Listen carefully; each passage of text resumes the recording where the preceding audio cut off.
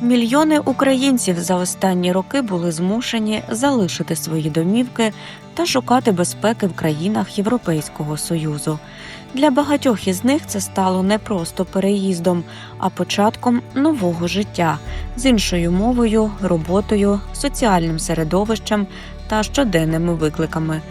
Те, як українці адаптуються за кордоном, що їх турбує, та які плани вони мають на майбутнє, досліджували соціологи. Ми провели соціологічне дослідження, 100 глибинних інтерв'ю в 5 країнах Євросоюзу. Це Франція, Німеччина, Польща, Бельгія, Італія. І саме на основі їх ми побачили ряд тенденцій, закономірностей, виділили ті проблеми, які є. І, зокрема, одна з підтем, яка в нас і була закладена, але ми не очікували, що вона настільки висвітлиться, настільки глибоко ми зможемо її копнути. Це тема стосувалася російського гібридного впливу на наших біженців. І саме там ми стикнулися з темою впливу Російської православної церкви, яка на сьогодні в Євросоюзі не є заборонена.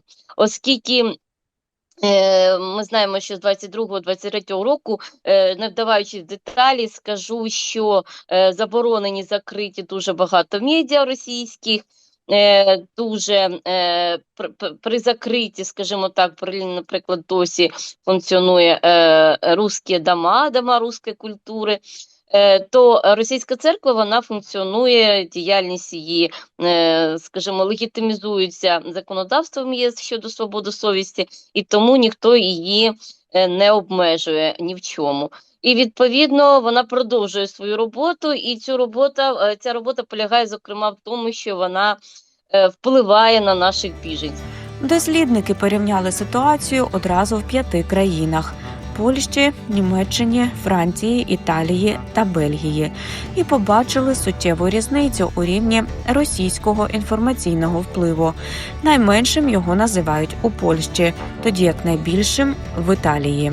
На момент дослідження дійсно найбільший російський гібридний вплив, його присутність ми зафіксували в Італії, тому що там і підручники досі лишаються з російськими наративами російської пропаганди, і в пресі, і в телебаченні досить багато представників лобі російських наративів, і досить там розвинена пропаганда російська серед політичних партій, політичного середовища. Росія підтримує фінансово певні організації, певні структури, рухи політичні. Вона по всій Єврозоні їх підтримує, але в Італії, мабуть, найбільше. Ну, тобто, ми побачили, що настільки просякнуто історично це, можливо, було обумовлено, тому що навіть були такі у нас респонденти, які казали, що Італія – це 16-та республіка Радянського Союзу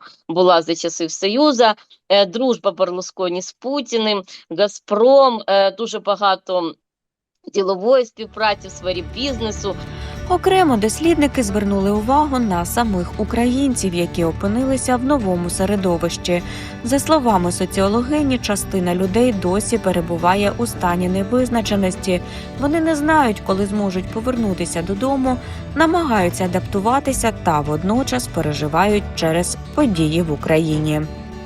Ми зрозуміли, що біженці знаходяться під потрійною фрустрацією. По-перше, вони біженці, вони не емігрували добровільно, вони виїхали через небезпеку. Вони почуваються чужинцями в чужій країні, і шлях адаптації – це не 2-3 роки, це довгий шлях, набагато довший. Другий момент, тобто цей контекст мови, культури, менталітету – це перша фрустрація. Другий момент – це декваліфікація. 70%, якщо не більше, зараз не можу сказати чіткої цифри, знаходять роботу не по спеціальності. Тобто це декваліфікація масова, масштабна, системна. Підтвердити свій диплом, нострифікувати диплом – це дуже важка річ, це вона дуже послідовна, системна, довга. і тому більшість наших біженців змушені працювати не по спеціальності. Ну, а ви ж розумієте, 3-4 роки такої праці, і людина втрачає форму, втрачає кваліфікацію, втрачає навички, тобто все це дається в знаки. Третя фрустрація пов'язана з тим, що наші біженці, незважаючи на те, що вони фізично за кордоном, інформаційно, ментально, психологічно, вони знаходяться в Україні. Вони постійно читають українські новини, вони постійно переглядають українські телеграм-канали, куди летить, куди прилетіло,